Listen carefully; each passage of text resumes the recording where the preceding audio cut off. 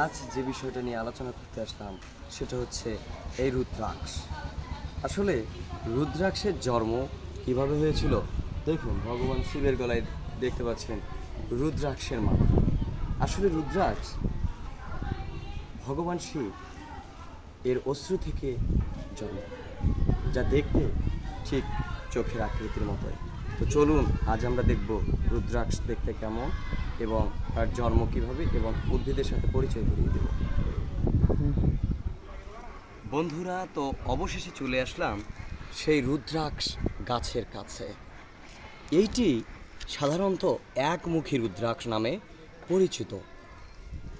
এই রুদ্রাক্ষের জন্ম ভগবান শিবের চোখের জল থেকে হয়েছিল, আর এটি দেখতে ঠিক চোখের আকৃতির মতোই।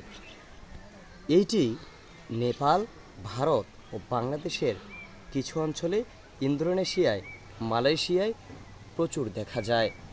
এই বৃক্ষ রুদ্রাক্ষের অনেক প্রকার গাছ আছে, যেমন একমুখী, দুইমুখী, ত্রয়োদশমুখী এবং আরও অনেক মুখী রুদ্রাক্ষ রয়েছে। দেখুন ফুলটা কি অসাধারণ। একটি সাধারণ সেন্ট আছে যা আসলেই সুন্দর। দেখুন ফুলটা একবার দেখুন, আসলে সত্যিই সুন্দর। এ যেন চোখের আকৃতির কোনো এক বস্তু।